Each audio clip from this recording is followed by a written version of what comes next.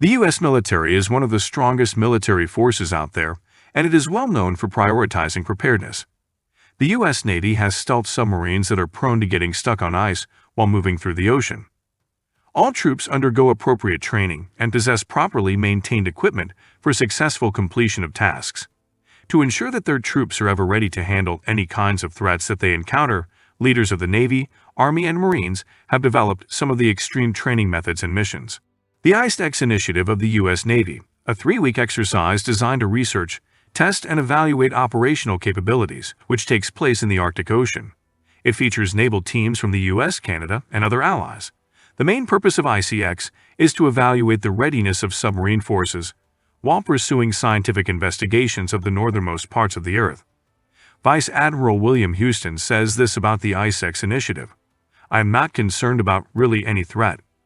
We are ready as a submarine force. We've all executed orders as directed by our civilian leadership, and we are postured and ready as always. We are on the front lines. We are unseen. None of the adversaries know where we are at. That is the key about the submarine force. It is the ultimate silent service. We're exceptionally stealthy, and we are watching all the time." A temporary ice camp is established on a sheet of ice in the Arctic Ocean known as the ice floe, to support testing submarine systems and other Arctic research initiatives. Submarine have conducted under-ice operations in the Arctic regions in support of interfleet transit, training cooperative Allied engagements and operations for more than 6 years.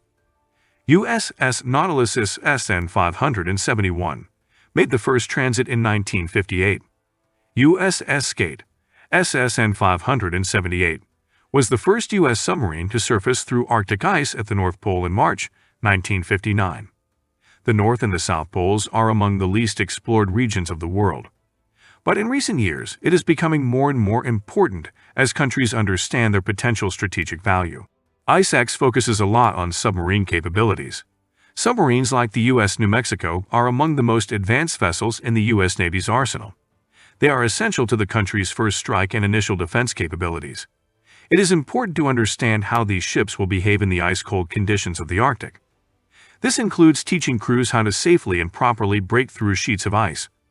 Personnel prepare the ice area for the breaching of submarines. Raytheon's deep siren is used to communicate with submarines under the polar ice caps.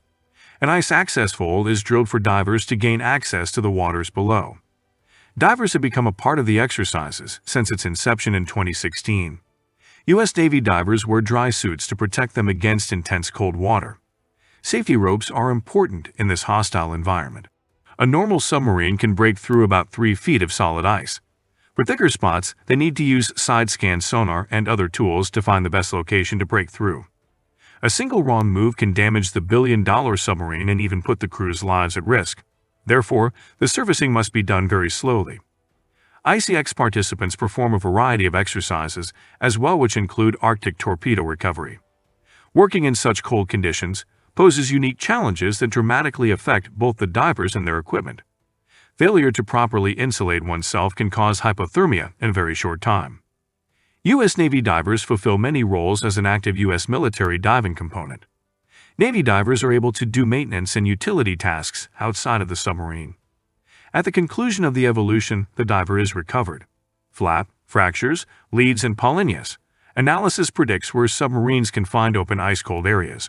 Con tower breaks the ice, and when possible the captain chooses not to break through ice. The surfacing is carefully controlled and done in stages. After torpedo firing tests, a crew of divers will be dispatched to recover the dummy torpedo from the ice. In order to perform the exercise safely, divers must communicate with the crews above, secure the torpedo, and find a proper place in the ice to bring it out of the water.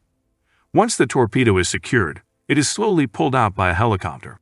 As the environment is dramatically different from what one might find closer to the equator, ICE-X provides a chance for all sorts of military personnel to familiarize themselves with how their bodies and their equipment will respond to the cold.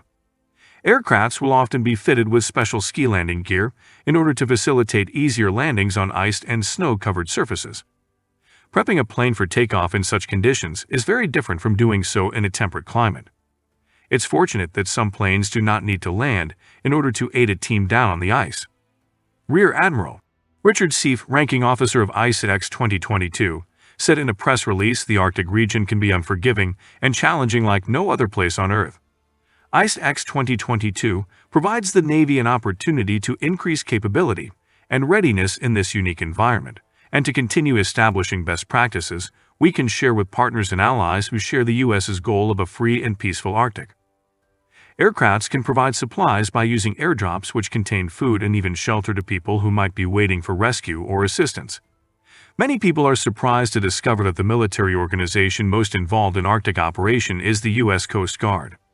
Though their primary mission is border security and maritime search and rescue, the Coast Guard has long since adopted additional duties related to scientific investigation. As the Arctic remains a mystery to many in the scientific community, the Coast Guard considers this facet of its mission just as important as anything else.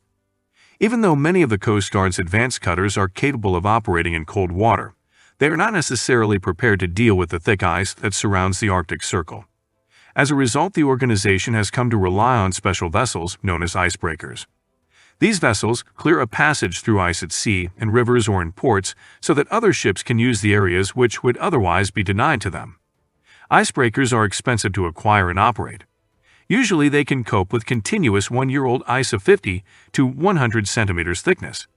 Typically they are provided with a double hull, thicker plane forward and in the vicinity of the waterline, with extra framing.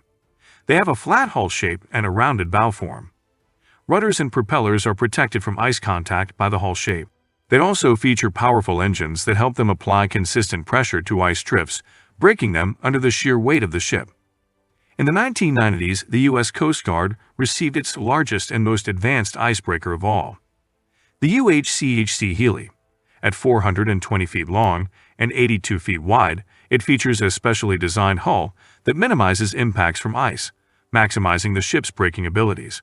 In fact, it can ram through the ice as thick as 4.5 feet using its bow.